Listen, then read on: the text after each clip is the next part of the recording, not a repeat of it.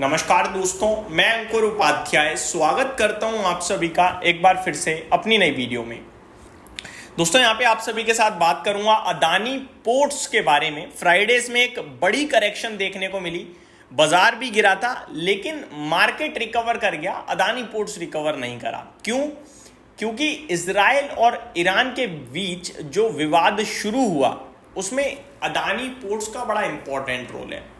दोस्तों अदानी पोर्ट्स के शेयर की बात करी जाए तो जब भी इजराइल का कहीं भी किसी के साथ भी कोई भी जंग की खबर आएगी तो अदानी पोर्ट्स के शेयर में बड़ी पिटाई पड़ेगी। क्यों? क्योंकि इजराइल जो है उनका हाइफा पोर्ट जो उस कंट्री के ऑलमोस्ट 30% इंपोर्ट्स को संभालता है, 30% इंपोर्ट्स को, वहां पे कोई भी हमले की खबर आती है तो अदानी पोर्ट्स गिर जाता है। अब आप कहोगे भाई ऐसा क्यों? क्योंकि हाइफा पोर्ट में 70% हिस्सेदारी अदानी पोर्ट्स की है। जी हाँ दोस्तों, अब आते हैं डिटेल में। दोस्तों खबर ये थी देर रात कल कि ईरान इजराइल का जो लगातार जंग चल रही है इसमें ईरान ने कल देर रात बड़ा हमला किया है इजराइल पे, और उस हमले में हाइफा पोर्ट पे भी बड़ा अटैक हुआ है।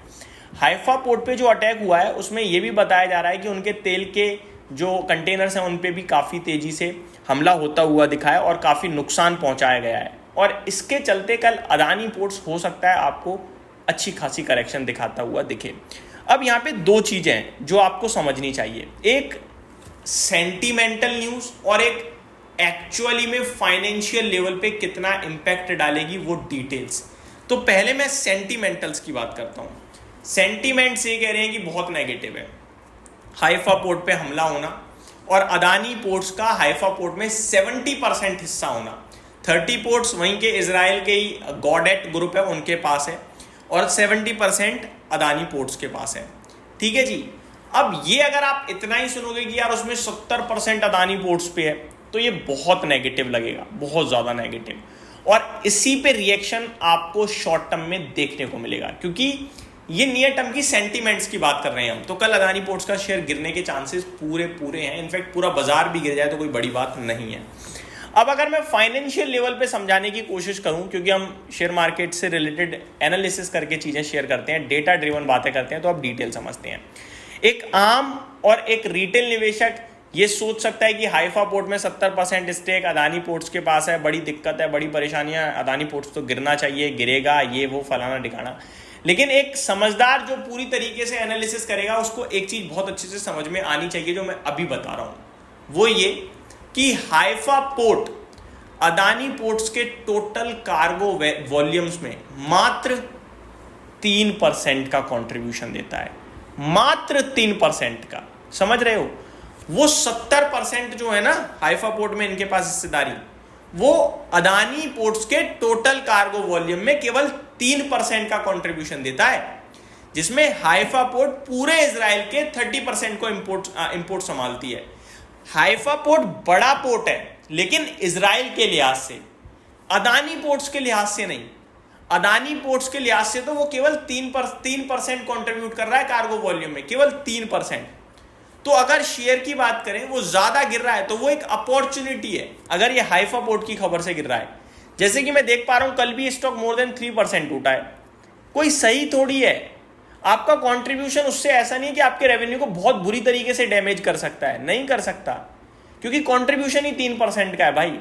तो अगर अदानी पोर्ट का शेयर कोई सीवियर करेक्शन यानी 5, 10, 12% के करीब टूट जाए इस खबर के चलते 2-4 दिनों में, या वैसे नहीं टूटेगा क्योंकि मार्केट में ऑलमोस्ट सबको पता चल चुकी है ये बात, लेकिन अगर फिर भी गिर जाए तो वो गोल्डन अपॉर्चुनिटी होगी, क्योंकि अदानी पोर्ट्स के फाइनेंशियल फंडामेंटल्स बड़े इंपॉर्टेंट हैं और बहुत ही शानदार हैं। मैं आपको रीडिंग करके भी बता देता हूं जो डेटा है। वैसे तो मैंने जो बोला वो आपको क्लियरली सिंपल सरल भाषा में बता दिया, बट और भी आपके साथ चीज़ें शेयर करूं तो बताना चाहूँगा। अगर बात करें हाइफा पोर्ट की तो यहाँ पे क्लियरली मेंशन भी I think, Gautam Adani's middle east Gamble billions at risk at Israel Iran war escalates.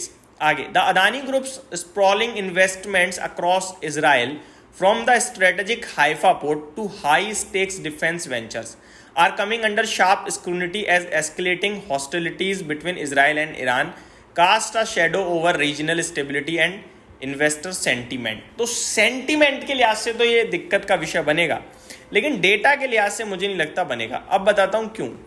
At the centre of Adani's presence in Israel is Haifa port, where Adani Ports hold a 70% stake acquired in 2023 for $1.2 billion in partnership with Israel's Gadot Group, जैसा कि मैंने बताया शुरू में, strategically located in northern Israel.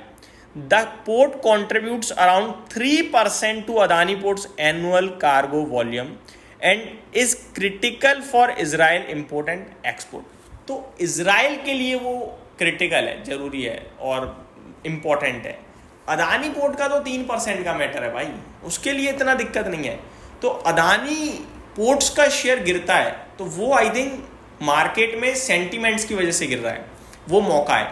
तो ये मेरी तरफ से क्लियर कट चीज़ें हैं। किसी और रीजन से गिरता है तो डिस्कस करेंगे, लेकिन अभी मैंने अदानी पोर्ट्स के शेयर धारकों के लिए चीज़ क्लियर करी कि हाइफा पोर्ट में 70% स्टेक अदानी पोर्ट पे है और इजराइल पे हमला हो रहा है और हाइफा पोर्ट पे हमला हो रहा है। उससे ऐसा मत समझना कि अदानी पोर्ट गए हो, ठीक है, उससे मत समझना, क्योंकि वो उनके लिए बड़ा मेजर इंपॉर्टेंट नहीं है। इंपॉर्टेंट है भैया, $1.2 बिलियन लगा रखा है, इंपॉर्टेंट है, लेकिन ऐसा नहीं कि उसके बिना कुछ नहीं होने वाला। बस इतना ही कहूँगा। Thank you so much for watching this video. Have a great day guys.